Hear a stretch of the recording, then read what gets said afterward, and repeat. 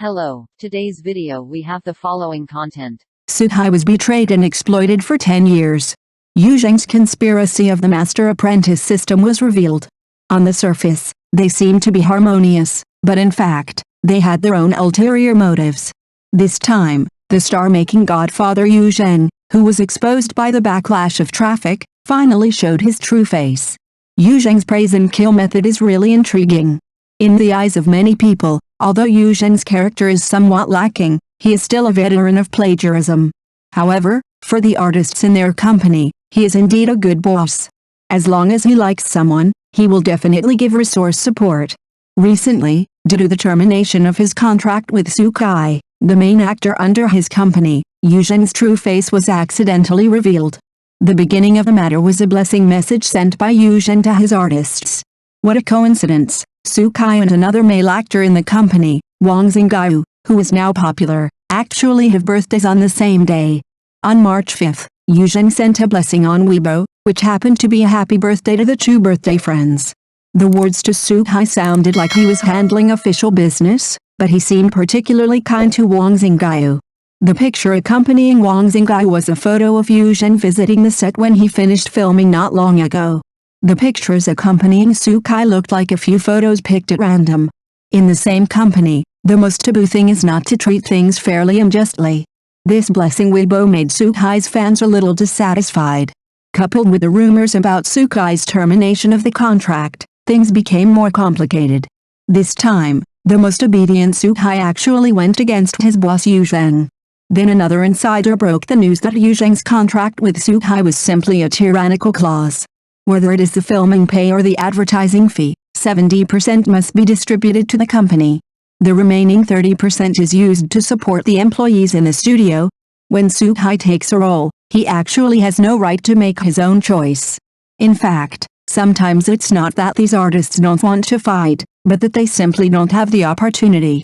Watching Wang Yibo successfully upgrade with two patriotic spy-themed dramas Nameless and Wind Chaser, Sukai still has to listen to the company's arrangements, still spinning around in idol dramas, and has to bring other artists from the company with him. Moreover, most of the TV series he has participated in are basically produced by Yu Zheng Huanayu Company, and the pay of the leading actors is not as good as the market price. On the surface, Yu Zheng is still quite generous in giving Sukai scripts and resources. However, a comparison can clearly show that Sukai's resources as a brother are really incomparable to other popular artists. The hot discussion of this relationship may have been the company's own hype at the beginning, with the purpose of attracting newcomer Zhao Qing. At first glance, Yu Zheng stars seem to have always had the opportunity to participate in film and television works, but in fact, their role choices are also subject to certain restrictions. Sukai has similar troubles, as well as the actress Bailu who became popular with him. But Bailu is much luckier than Sukai. Not only is she more popular, but she also has more say. Her current hit TV series Northward is her latest transformation work. When The Ember of the Moon was launched, fans of Bailu and Chen Yuling were really fighting over the heroine and the second female lead of the show. At this time, Bailu's boss Yu Zheng suddenly spoke out and wrote a poem to tease Chen Yuling. In fact, it is common for actors in a drama to dislike each other because of their interests. Yu Zheng specifically satirized Chen Yuling this time, which was really petty. He also involved Bailu and was scolded even more miserably. In addition to the lack of good resources, Sukai is also responsible for leading other actors.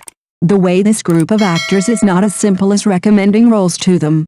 Some time ago, the scandal between Sukai and actress Zhao Qing from the same company was really lively, and even their boss Yu Zheng spoke out. This way of clarification is really surprising. Yu Zheng also posted a beautiful photo of Zhao Qing by the way, strongly recommending it to everyone. Time flies. If Sukai wants to go further, he may have to consider changing teams. However, judging from the experience of previous actors, the road to contract termination is not that simple. Contract termination in the entertainment industry is really a complicated matter. Chen Zhao was once the #1 figure in Yu Zheng's company, but because of a dispute, he finally chose to separate. Speaking of Chen Zhao's acting career, it is really ups and downs. When he first entered the industry, he actually had the opportunity to sign a contract with a big company. It is said that during the contract negotiation, A male senior executive of that company had inappropriate thoughts about Chen Xiao. Chen Xiao was frightened and immediately jumped out of the car and ran away. Later, I heard that Chen Xiao signed a contract with Yu Zheng's company. The two people's cooperation went smoothly at the beginning, and the response to the broadcast of several dramas was very good. But later, because of a drama, a gap was created between them. At that time, Chen Xiao received an invitation from the director of The Flowers Bloomed in That Year. The production team and cast of this drama are quite powerful, and Chen Xiao certainly didn't want to give up such a good opportunity. But when the filming was about to start, he still didn't sign the contract, and the role had not been finalized. Chen Xiao's fans couldn't wait any longer and asked questions to their boss Yu Zheng. Yu Zheng immediately released the chat records, accusing Chen Xiao of being ignorant. But later someone came out to explain that the problem was that there was a conflict between the boss and the crew, not that Chen Xiao didn't want to sign the contract. Yu Zheng meant that if Chen Xiao was to be invited, another actress had to be replaced.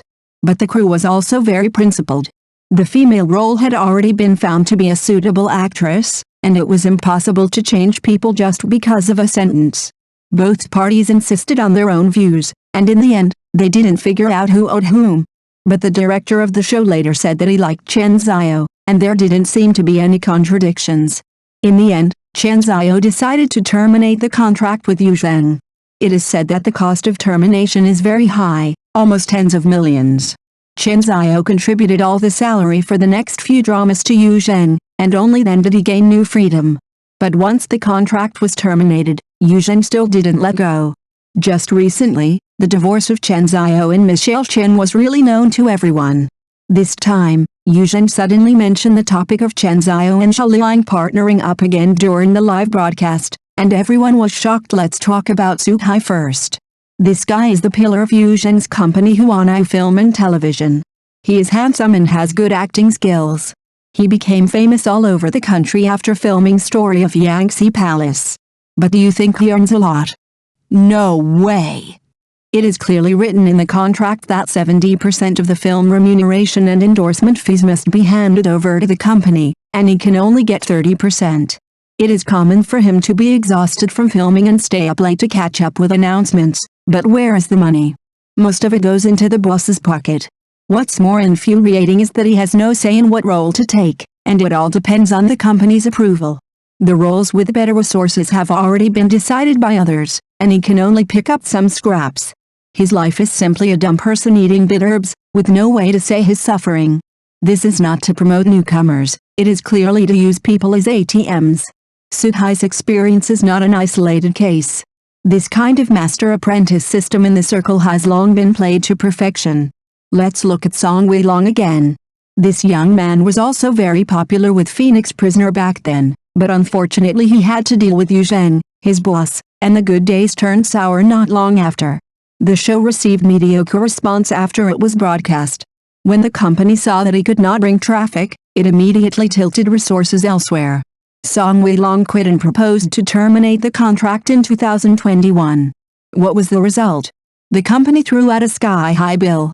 It was rumored that the liquidated damages were tens of millions, enough for him to drink a pot.